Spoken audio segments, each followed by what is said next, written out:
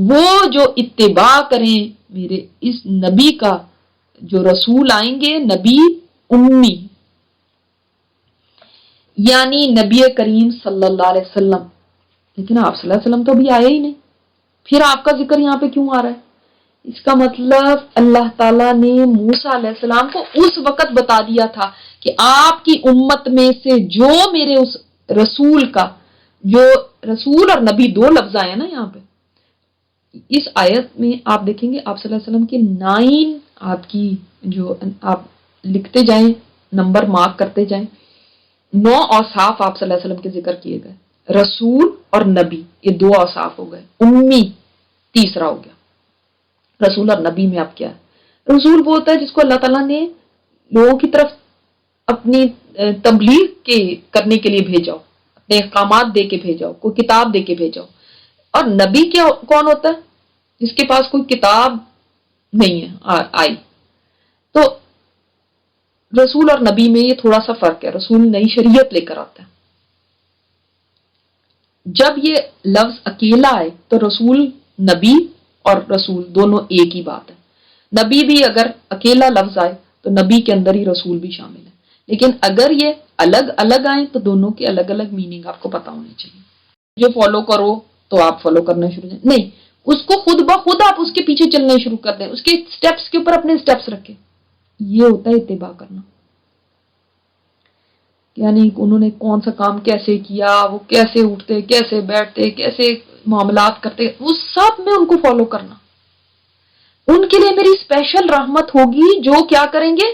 اتباع کریں گے رسول کا، جو نبی ہے، جو امی کون ہوتا ہے؟ جو ماں کے پیٹ سے بس جو اس نے جیسے پیدا ہوا، جو اس نے سیکھا ماں سے ہی سیکھا، وہ کوئی کسی کالج یونیورسٹی اسکول کہیں نہیں گیا، کسی درسگاہ سے نہیں اس نے سیکھا. یہ کسی اور انسان کے لیے تو عیب ہوتا ہے ان پڑھ ہونا، لیکن آپ صلی اللہ علیہ وسلم کے لیے یہی آپ کی صفت ہے. کیوں؟ اس لیے کیونکہ اگر کہا جاتا کہ آپ صلی اللہ علیہ وسلم نے فلاں جگہ سے سیکھا ہے تو یہ پھر آ جانا تھا کہ یہ ان کے استاد تو وہ ہیں، انہوں نے سکھایا. لیکن جب آپ صلی اللہ علیہ وسلم پڑھے لکھے نہیں ہیں تو اب یہ مطلب ہے کہ یہ اٹ سیلف ایک معجزہ ہو گیا کہ وہ انسان جو کہیں سے نہیں پڑھا تھا وہ ایسی باتیں کرنے لگا. اس کا مطلب ہے کہ واقعی یہ اللہ کی طرف سے کلام اترا ہے، کیونکہ اس انسان نے تو کہیں اور سے نہیں سیکھا. ورنہ تو یہ ہو جاتا فلاں یونیورسٹی نے سکھایا، فلاں کالج اسکول نے سکھایا. اور مکہ بھی ایسی جگہ نہیں تھی جہاں کوئی عالموں کی جگہ ہو، جہاں پہ بہت بڑے بڑے عالم رہتے ہوں جن سے سیکھ لیا ہو. یہ آپ صلی اللہ علیہ وسلم کے لیے کوالٹی تھی. کی زندگی میں بھی رسول آ گئے، وہ رسول جن کی کیا کوالٹیز ہیں؟ وہ رسول ہیں، وہ نبی ہیں، وہ امی ہیں، اور کیا؟ الذی یجدونہ مکتوبا عندہم فی التوراۃ والانجیل، جن کا ذکر لکھا ہوا پاتے ہیں وہ اپنے پاس تورات میں اور انجیل میں. انجیل تو ابھی آئی بھی نہیں تھی، بعد میں عیسیٰ علیہ السلام آئے، یعنی ایک کتاب آئے گی اس میں بھی ان کا ذکر ہوگا. پہلے سے اس وقت موسیٰ علیہ السلام کو بتا دیا گیا کہ انجیل اور تورات میں ذکر آئے گا، اور واقعی تورات میں بھی ذکر آپ صلی اللہ علیہ وسلم کا اور انجیل میں بھی موجود تھا. ابھی بھی برناباس کی جو انجیل ہے اس کے اندر آپ صلی اللہ علیہ وسلم کا ذکر ہے. پہلے بھی آپ کو بتایا تھا احمد نام کے ساتھ آپ صلی اللہ علیہ وسلم کا ذکر آیا. تورات میں بھی واضح آپ صلی اللہ علیہ وسلم کی نشانی ہے. رحمت ان لوگوں کے لیے ہوگی جو اتباع کریں میرے اس نبی کا. تو لوگ پسند کریں یا نہ کریں، ان کے فٹ سٹیپس کو فالو کرنا ہے، ان کے قدموں کے نشان پہ چلنا ہے. جو نبی ہیں، امی ہیں، جن کا ذکر تورات اور انجیل میں آ چکا ہے. اور وہ نبی کیسے ہوں گے؟ یامرہم بالمعروف. یہ ابھی موسیٰ علیہ السلام کو بتایا جا رہا ہے. آپ سوچیں یہ ابھی آپ صلی اللہ علیہ وسلم نہیں آئے، ہزاروں سال کے بعد آنا ہے، لیکن ابھی موسیٰ علیہ السلام کو اللہ تعالیٰ بتا رہے ہیں کہ وہ نبی حکم دے گا نیکی کا، وَيَنْهَاهُمْ عَنِ الْمُنْكَرِ، اور روکتا ہے ان کو برائی سے. وَيُحِلُّ لَهُمُ الطَّيِّبَاتِ، اور حلال کرتا ہے ان کے لیے پاکیزہ چیزیں. وَيُحَرِّمُ عَلَيْهِمُ الْخَبَائِثَ، اور حرام کرتا ہے ان کے لیے ناپاک چیزوں کو. یعنی پاک اور ناپاک چیزوں کا بھی لوگوں کو بتائے گا، کیا چیزیں حلال ہیں اور کیا چیزیں حرام ہیں وہ تو بتائے گا ہی بتائے گا، خبیث اور طیب بھی بتائے گا. اب دیکھیں جو صفات بتائی جا رہی ہیں ان میں کھانے پینے کا بھی ذکر ہے، اور دور کرتا ہے ان سے ان کے بوجھ، یا دور کرے گا. دیکھیں یہ مجہول ہے نا، تو اس کے اندر دونوں ہے، یعنی وہ نبی ایسا ہوگا جو دور کرے گا لوگوں سے ان کے بوجھ. کون سے بوجھ؟ اصل میں پچھلی شریعتوں میں جیسے موسیٰ علیہ السلام کی شریعت میں کافی ایسی چیزیں تھیں جو کہ سخت تھے احکامات ان کے لیے. سخت احکامات ایسے تھے کہ مثلا ان کے گناہوں کی وجہ سے کئی چیزیں اللہ تعالیٰ نے ان کے اوپر حرام کر دی تھی. جیسے چربی حرام تھی ان کے اوپر. اب آپ صلی اللہ علیہ وسلم جب آئے تو آپ نے یہ بوجھ اتار دیا. اسی طرح اور بہت سی چیزیں تھیں جن کے بوجھ تھے. مثال کے طور پہ اگر وہ لوگ کوئی ان کا کپڑا ناپاک ہو جاتا تھا تو دھونے سے پاک نہیں ہوتا تھا، ان کو کاٹنا پڑتا تھا. ہر جگہ وہ نماز نہیں پڑھ سکتے تھے، صرف اپنے جو عبادت کی جگہ تھی، جیسے ہم تو کہیں پہ بھی جان نماز بچھا لیا نماز پڑھنے شروع ہو گئے. ان کے لیے ایسے نہیں تھا، وہ صرف اپنی عبادت گاہوں میں پڑھ سکتے تھے. یہ بوجھ تھے نا ان کے لیے.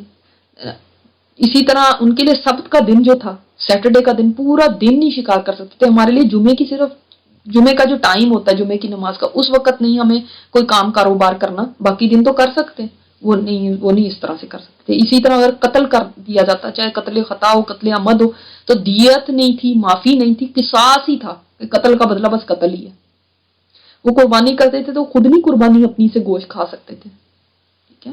اسی طرح ان کی توبہ کرنے کے لیے بھی ان کے بعض جگہ پہ آتا ہے کہ بنی اسرائیل کے دروازوں پہ لکھا ہوتا تھا اگلے دن کہ فلاں نے یہ گناہ کیا، اس کی یہ سزا ہے. ایسے نہیں ان کی توبہ قبول ہوتی تھی. تو ان کے لیے دین سخت تھا. اللہ تعالیٰ نے یہ ہمارے لیے آسانی کر دی. یعنی جب ہم کہتے ہیں نا دین آسان ہے، تو لوگ کہتے ہیں لوگ دین کا سے آسان ہے تو اتنا مشکل ہے اس کے اوپر عمل کرنا. بھئی آسان کس طرح سے کہا جا رہا ہے؟ کمپیئر ٹو جو پچھلی شریعتیں تھیں، سمجھ آئی؟ ان سے کمپیئر کریں تو یہ دین بہت آسان ہے. کیوں گلے میں پھنس رہی ہے میرے تو رسی؟ کیونکہ آپ توڑانا چاہتے ہیں نا، باہر نکلنا چاہتے ہیں. تو یہ ان کے بوجھ وہ دور کرے گا. اور والاغلال، اور جو توق، جو بیڑیاں، جیسے جو انہوں نے خود کو جو رسومات، جو اس طرح کی خود ہی ایجاد کردہ خود ہی پابندیاں اپنے پر لگا رکھی تھی، ان کو وہ ختم کرے گا. اور واقعی کئی چیزیں انہوں نے خود ہی اپنے اوپر، مثلا اونٹ کا گوشت خود ہی اپنے اوپر حرام کر لیا. یہ نہیں ہمارے تو وہ نہیں کھاتے تھے یعقوب علیہ السلام، اس لیے ہم بھی نہیں کریں گے. حائضہ عورت کو الگ کر دیا کہ بھئی نہیں حائضہ عورت ہے تو اس سے نہ کھانا پکوانا ہے، اس کے کپڑے بھی نجس ہو گئے، اس کا سب کچھ نجس ہو گیا، اب اس کو پیچھے کرو. خود ہی سے اپنے اوپر رسم رواجوں کی التی کانت علیہم، جو تھیں ان پر، جو انہوں نے خود ہی اپنا دین بھی مشکل بنا لیا تھا نا، اس کو بھی آسان کر دے گا. یہ رسم و رواجوں کے جو توق ہیں، یہ جو بیڑیاں ہیں، یہ وہ ان کو بھی وہ کاٹ دے گا، ان بوجھوں کو بھی اتار دے گا. اچھا اب آپ دیکھیں ہمارے نبی ہمیں ان بوجھوں سے آزاد کرنے کے لیے آئے. ٹھیک ہے. ہم نے اور انہوں نے آزاد کر دیا، ہم نے دوبارہ لے کے تو وہ توق اور بیڑیاں پہن لی. ہمیں وہ اتنی اچھی لگتی ہیں وہ بوجھ کہ ہم نے خود ہی اپنے اوپر ڈال دی. آپ سوچیں گے کون سے وہ بوجھ؟ ہمیں تو نہیں ڈالے اپنے اوپر. ہاں ڈالے ہیں. یہ جو رواجوں کے بوجھ ہیں، یہ جو رسموں کی بیڑیاں ہیں، کہیں قومیت ہے، کہیں آپ دیکھیں لسانیت ہے، کہیں ریسزم ہے، کہیں رواج ہیں، کہیں برادریاں ہیں، یہ سارے بوجھ ہیں. یہ بوجھل کر دیتے ہیں انسان کو. اب مثال کے طور پہ آپ ایک شادی کرنے ہی جائیں نا، اتنی ہی ٹینشن ہو جائے گی کیونکہ بوجھ ہم نے خود اپنے اوپر ڈالے ہیں. دین نے تو آسانی کی. دین نے تو کہا ایسے نکاح کرو لڑکی والا، تمہارے اوپر تو کوئی بوجھ ہی نہیں. لڑکوں کے اوپر ولیمہ، تم کماتے ہو تم لوگوں کو کھانا کھلاؤ.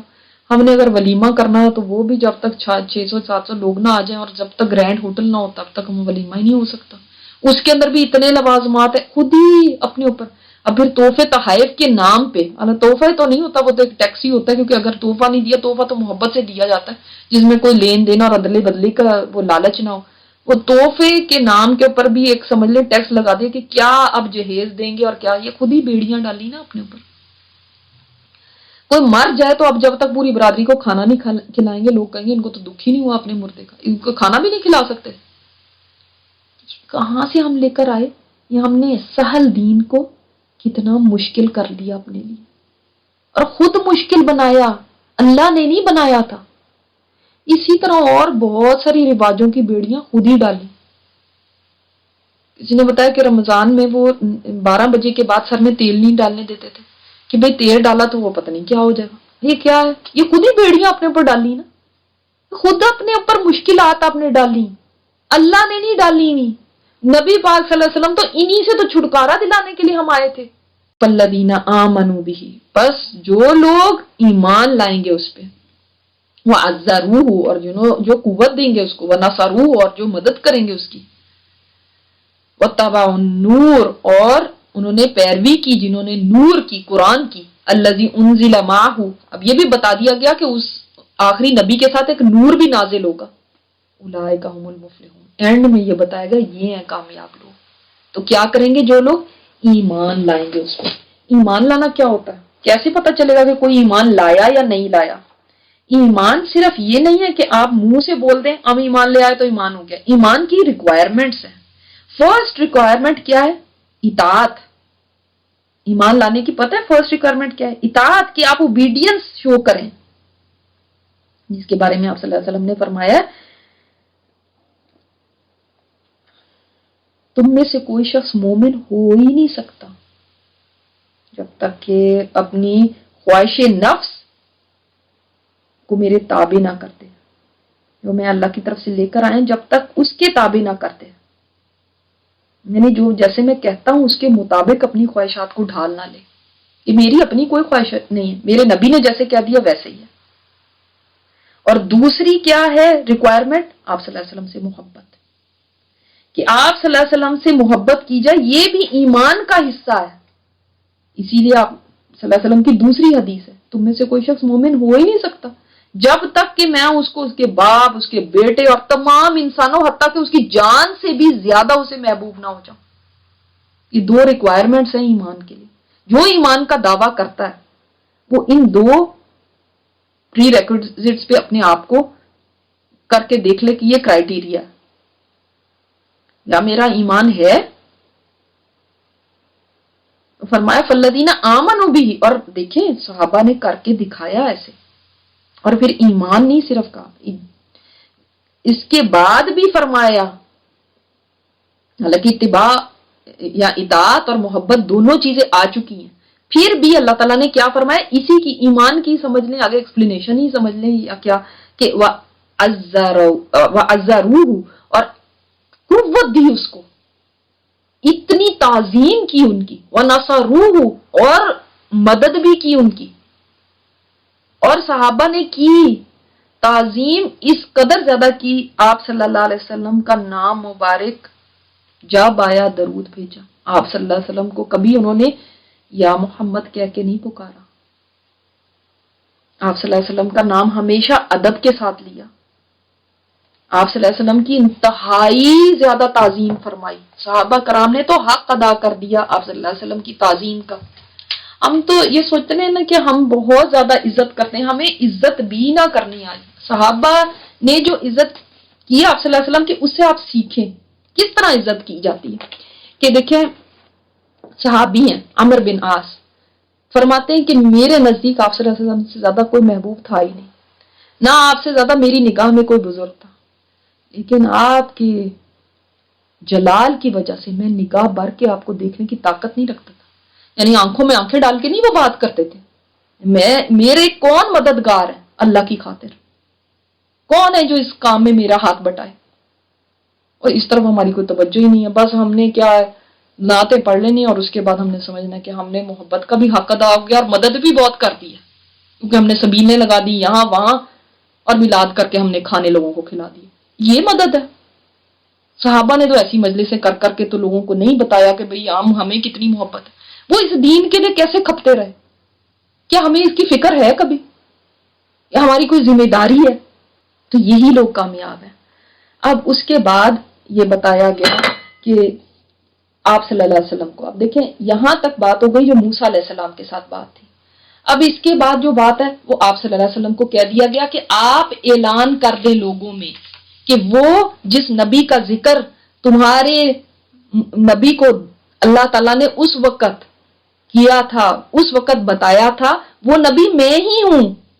कुल आप कह दें ए नबी, आप सल्लल्लाहु अलैहि वसल्लम से कहा जा रहा है, अब मूसा अलैहि सलाम की बात को एक तरफ जरा रखते हैं, अब आप सल्लल्लाहु अलैहि वसल्लम से कहा जा रहा है कि आप सारी दुनिया के लोगों को बता दें क्या, या यूहन्नास है लोगो इन्नी रसूलुल्लाह, मैं ही अल्लाह का रसूल हूं, वो जिनका जिक्र तौरात और इंजील में आया और जिनका जितनी इतनी सारी सिफात तुम्हारी किताबों के अंदर आई हैं, वो रसूल मैं ही हूं। ये क्यों कहा जा रहा है? क्योंकि अब ये वो टाइम है जिसमें जल्दी ही हिजरत होने वाली है। ये मक्की सूरत है ना, सूरत आराफ। अब जल्दी ही हिजरत हो जाएगी और मदीना में यहूद हैं जिनसे पाला पड़ेगा, उनको भी ये इस चीज के लिए आप सल्लल्लाहु अलैहि वसल्लम को प्रिपेयर किया जा रहा है कि किस तरह उनसे भी बात करनी है। मैं ही रसूल हूं जो तुम्हारी तरफ भेजा गया हूं, यानी आप सल्लल्लाहु अलैहि वसल्लम किसी कौम की तरफ नहीं भेजे गए, तमाम इंसानियत की तरफ, जमीयन सब के सब की तरफ, सब क़यामत तक आने वाले इंसानों की तरफ आप सल्लल्लाहु अलैहि वसल्लम रसूल बना के भेजे गए। अल्लज़ी लहू मुल्कु समावाति वल अर्द, वो जात जिसके लिए बादशाहत है आसमानों और जमीन की, उसकी तरफ से बना के भेजा गया हूं रसूल। उस अल्लाह का रसूल हूं जिसकी बादशाहत आसमानों और जमीन में है और जिसके अलावा कोई इलाह नहीं है। ला इलाहा इल्ला हुआ युहयी व युमीत, वो जिंदा करता है और मौत देता है। फ़आमिनू बिल्लाह, अब देखें अपनी सिफात नहीं है, फौरन अल्लाह की तरफ ले आए बात, मैं उस अल्लाह का रसूल हूं जो इसके अलावा कोई इलाह है नहीं। आमिनु बिल्लाह, बस ईमान लाओ अल्लाह पर, व रसूली और उसके रसूल पर, नबील उम्मी। अब देखें वही सिफात जो वहां पे बयान की गई आप सल्लल्लाहु अलैहि वसल्लम से कहलवाई जा रही हैं कि कहो इनको इस रसूल पे ईमान ले आए जो नबी है, उम्मी है। अल्लज़ी युमिनु बिल्लाह, वो नबी खुद भी अल्लाह पर ईमान लाता है। अल्लज़ी कौन है? वो जो कौन? नबी करीम सल्लल्लाहु अलैहि वसल्लम। वो नबी जो उम्मी है वो खुद भी ईमान लाता है अल्लाह पर, व कलिमाती, और उसकी तमाम बातों पर। कौन सी हैं कलिमात? अल्लाह के कुरान भी है, तौरात भी है, इंजील भी है, जबूर भी है, अल्लाह की तमाम बातों पे वो नबी खुद भी ईमान लेकर आया। तुम्हें तो कह रहा है ईमान लाओ, लेकिन खुद भी लेकर आया। वत्तबिऊहु, तो उसकी पैरवी करो, उस रसूल की पैरवी करो। लअल्लकुम तहतदून, ताकि तुम हिदायत पा जाओ। अगर हिदायत लेनी है तुम्हें इस रसूल की पैरवी करनी होगी। इसका क्या मतलब है? जो लोग कहते हैं हम हदीस को नहीं मानते, कैसे वो पैरवी करेंगे रसूल की? कुरान को तो मानेंगे, हदीस को नहीं मानेंगे। वो तो जी बाद में लिखी गई है। कुरान तो कहता है कि उस नबी का इत्तिबा करो। इत्तिबा तो उनकी हदीस के फॉलो करेंगे तो तभी होगा ना। जब हदीस ही नहीं माननी तो इत्तिबा किसका करेंगे? कुरान के इस हुक्म को कैसे ये लोग इंप्लीमेंट करेंगे? जरा पूछा करें उन लोगों से जो मुनकिरीन हदीस हैं आज। और अब दोबारा आए मूसा अलैहिस्सलाम की तरफ। उनकी कौम में से एक ग्रोह है जो हिदायत और रहनुमाई करता है लोगों की हक के साथ, और वो इंसाफ भी करता है, हक के साथ फैसले करता है। यानी अल्लाह ताला ने जहां पे इन लोगों का बताया ना कि इन लोगों में से बाज ने ऐसे भी किया, ये भी किया, नाफरमानियां भी की, अल्लाह ताला कितना जस्ट है ना कि अगर चंद लोग भी उनमें हिदायत वाले हैं, चंद लोग भी उनमें फेयर हैं, फेयर बात करने वाले हैं, तो अल्लाह ताला ने उनको भी मेंशन किया। हम क्या करते हैं? बस एक किसी काले ने चोरी कर दी तो कहेंगे सारे काले चोरी हैं, एक किसी स्पेनिश ने कुछ कर दिया हम कहेंगे सारे स्पेनिश ऐसे हैं। इसीलिए हमें मुसलमानों को आज देखें, कुछ मुसलमानों ने कुछ काम किया तो सारे ही मुसलमान टेररिस्ट हैं। तो ऐसे नहीं करना चाहिए। देखिए एक सेक्शन को लेके पूरी तस्वीर को उसके मुताबिक नहीं जज कर लेना चाहिए। अब यहां पे देखें फरमाया कि इनमें भी है ऐसा ग्रोह जो हिदायत। इसीलिए आज देखें ठीक है फलस्तीन के अंदर मुसलमानों के ऊपर जो जुल्म है यहूदी कर रहे हैं, मगर ऐसे भी यहूदी हैं जो मुसलमानों के, चाहे वो थोड़े हैं लेकिन वो उनकी सपोर्ट में भी खड़े होते हैं। सब एक जैसे नहीं है। और तकसीम कर दिया हमने उनको किसमें? इसनताई आशराता असबातन उमामा। हमने इनको 12 कबीलों में ग्रोह बना के, 12 घराने थे ना, वो 12 बेटे थे जो याकूब अलैहिस्सलाम के थे, उन्हीं से 12 कबीले हमने इनके बना दिए, 12 ग्रोह बना दिए। और आपको पता है ना, पहले हमने सूरह मायदा में पढ़ा है कि 12 उनके नकीब बना दिए थे जो उनको गाइड करते थे। और औहैना इला मूसा, और वही की हमने मूसा की तरफ, इस्तस्काहु कौमुहु, जब उसकी कौम ने पानी मांगा था। आपको पता है जब वो सहरा के अंदर पानी नहीं था और उनकी कौम ने पानी मांगा था, तो अल्लाह ताला ने मूसा अलैहिस्सलाम की तरफ वही की क्या कि अनिद्रिब बिअसाकल हजर, कि अपना असा जो है ना پانی اس پہ پتھر پہ مارو. فم بجست من حسنتا عشرت آئینہ, تو اس میں سے پھوٹ نکلے 12 چشمے. اور یہ بھی ہمیں پتا ہے 12 قبیلے تھے, 12 چشمے نکلا ہے, ہر قبیلے کے لیے ایک ایک چشمہ. قد علما کل اناس مشربہم, اور ہر ایک کو اللہ تعالیٰ نے پہچان کرا دی, یہ اس کا گھاٹ ہے, وہ اپنے گھاٹ سے ہی پیتا تھا. وَظَلَّلْنَا عَلَيْهِمُ الْغَمَامَ وَأَنزَلْنَا عَلَيْهِمُ الْمَنَّ وَالسَّلْوَىٰ, اور اللہ نے صحرا میں ہے یہ, نہ وہاں پہ گھر ہے, نہ وہاں پہ کوئی درخت ہے, نہ وہاں پہ کچھ ہے, تو اللہ تعالیٰ نے بادلوں کا سایہ ان کے اوپر کر دیا, اور من اور سلوا ان کو وہاں پہ کھلایا, کیونکہ کھانے کو بھی کچھ نہیں تھا. من کیا تھا؟ چھوٹے چھوٹے سمجھ لیں کہ ویٹ سیڈز تھے جس سے یہ بریڈ وغیرہ بناتے تھے, اور سلوا کیا تھا؟ بٹیرے کی طرح کے, کوئل کی طرح کا ایک پرندہ تھا, وہ یہ کھاتے تھے, وہ آسانی سے ان کو مل جاتا تھا وہاں پہ. کلوا من طیبات, کھاؤ پاکیزہ میں سے, ما رزقناکم, جو رزق دیا تم کو. اللہ تعالیٰ نے ان کو بھی کہا کہ پاک کھاؤ. ٹھیک.